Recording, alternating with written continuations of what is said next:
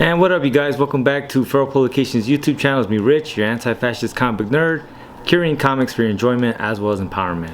And today we're finally getting to chapter 3 of Oink, John Mueller's comic book from Dark Horse Comics. And today we're on chapter 3, which is the last chapter in this series, and this chapter is entitled Pigs. It begins with the warden basically being informed about the fact that Oink killed one of the Judases, one of the angels, and is ultimately came in contact with Mary. The Cardinal knows and remembers Mary, and he's told, "I'm afraid, Cardinal, it was Mary. Judas found her and the tracking device. Mary, alive after all these years.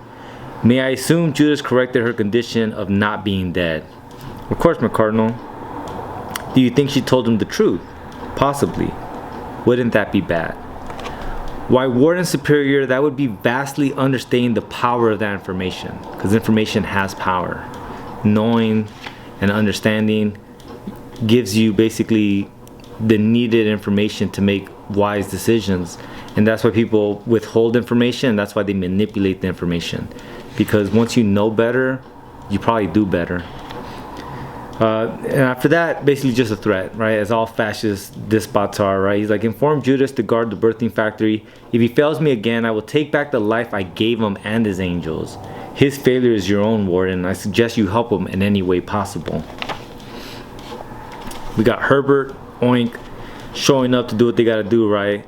"That be it, Herbert. The place where I began this life. A life I didn't ask for, to serve in this machine of man. To build a world for the few on the backs of the many." Silent majority, right? It's just the facts. The birthing factory. We go now, Herbert. Love this layout. Got him. And it's true, right? When you think about like the top 1%, the top 0.05% of the population holds the majority of the wealth, like that's crazy to think about. And that's only made possible because all of us are just cogs in the machine that they need in order to create the system that benefits them and not necessarily all of us. Love this, almost like a sequence out of the Matrix, right? Frees this person who's like a birthing slave almost, and this person's like, "My son, you have come to save us, to end this." And Oink's like, "Yeah, because sometimes, you know, there is such a thing as mercy killing." So Oink tells Herbert the plan, right? He's like, "We set them free, Herbert, all of them. We burn it all to the ground. Burn it till it won't burn no more." Boom, gets shot. Angels are there, Judas and the angels. And so Oink tells Herbert, his knee-jerk reaction is like, "Herbert, run." But Herbert has nothing to lose anymore. They're like, "He's charging, stop him." Look how big and massive Herbert is compared to them. Rips literally his head out of his body on some straight Mortal Kombat shit. So Herbert starts doing the business and giving them what they got coming, but one of them, Judas, shoots him in the head. Herbert's out. "Looking for your mama, pig boy? She's maggot food by now. These girls don't last too long.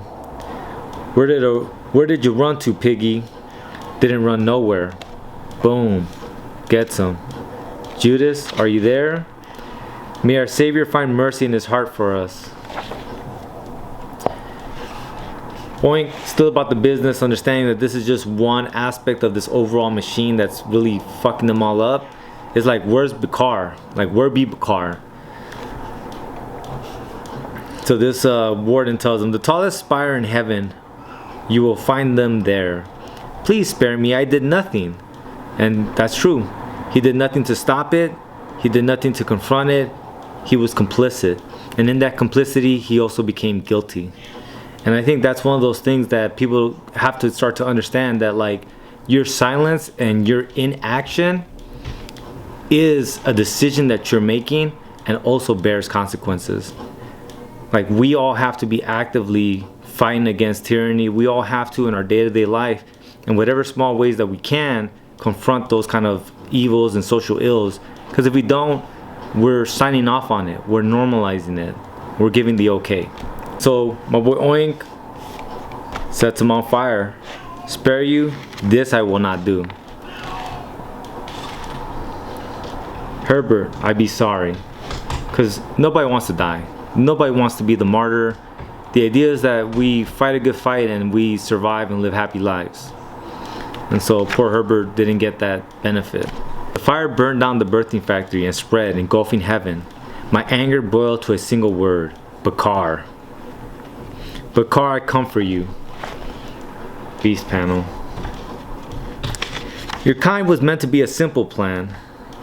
And now heaven burns because we lost our way. You are his anger, his fury. And you have found your way home to your Father. I know your struggle was not without pain. You suffered like our Savior, but all that has happened and had to happen. You have served his will. Heaven had become corrupt and you were his righteous fury. Can you not see the providence in what has occurred? Can you not see the light? Death's there. I will show you light.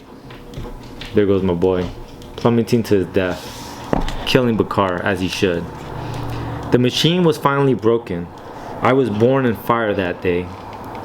Beast panel. That lighting perspective is just amazing. The gears which had ground so many to dust had finally sputtered and stopped. I watched heaven burn. Maybe I was the will of the vengeful God. Maybe they took dominion over others for so long they lost their way, like Bakar had said. Power bestowed and power abused, Murray had told me. Little branches kicked from the tree of knowledge one at a time, until all that's left is the deaf, numb, and blind. That's what's going to happen here. The less we begin to think, the less we use critical thinking skills, the more and more we just fall into line and become sheeple. The more and more we become the deaf, numb, and blind. After that, he says, I turned my back to the burning spires of heaven and wandered into Bedlam, the lands beyond heaven. There I found a great wall, not of brick or of stone. The wall be made of an old world's dead dreams piled high into the sky. I climbed heaven's great wall to see the evil that lay beyond in Bedlam. I remember the warden's words. To walk upon the unbeaten path is to walk with evil. If what I found beyond the wall be evil, then I would die for it. The great evil he had spoke of, the great evil I had feared my whole life, was beautiful. And I think that can mean many things. I know for me it just means this idea that they try to criminalize and demonize certain aspects of our living, like especially like natural kind of like things. A prime example of that I think is like sexuality. They like criminalize and make it seem like social deviancy to lean into what you feel inside. And if it's natural, then like why would that be evil?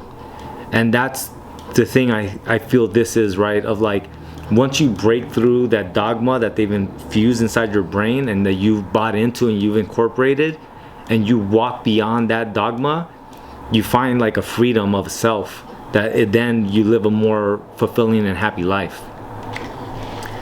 And then you have the epilogue. And it's like, but like many memories, they slowly fade into darkness until they no longer exist. Yes, boy, exactly. And the liar's voice begins to ring of truth. Every morning, I feel the loss of something, some part of my life slipping into nothing. I'm sorry, Oink. Our time is over. They are waiting. Nothing to be sorry about, boy. I have longed for this day. It'd be long overdue. I am one more old relic to bury while they rebuild the world, a new machine for you to serve. I fear you shall not go to the land of light, to your heaven. I know where I be going, back to Bedlam. That is my heaven. Confront your gods, boy. Don't let them give you the questions and the answers.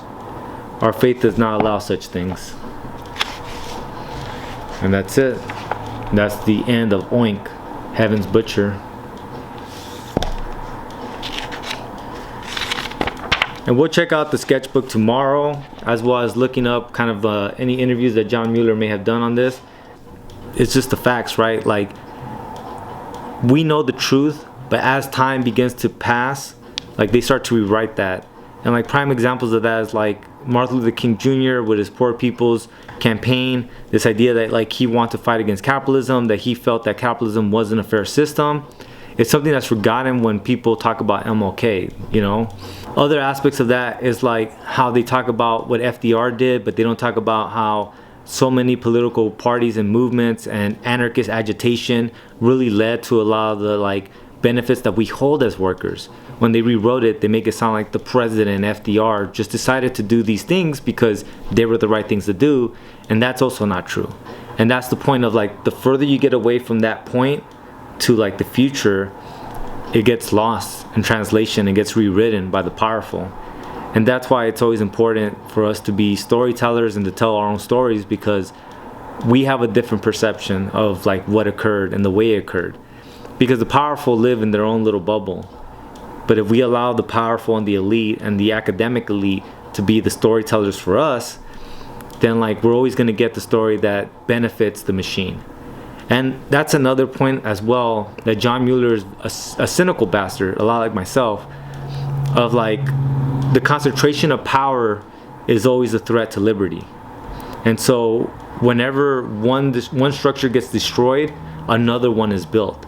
And it may not be as horrible or as tyrannical as the last, but the state holding all the apparatuses to like inflict violence on its population or abroad, like that's never a good thing. Like there needs to be a decentralization of power in order for everyone to live dignified, free lives. And that's my thoughts on it, you guys. That's John Mueller, Oink. That's the completion of the book. Tomorrow we'll get into the sketchbook, like I said, and we'll look at anything John Mueller had to say about the topic, just to understand kind of what the creator's intentions were, as well as just peeping out really dope art. Beyond that, please like, share, subscribe, and as always, I do this shit daily until I open up my own comic book shop, so go ahead and follow the journey. Lights.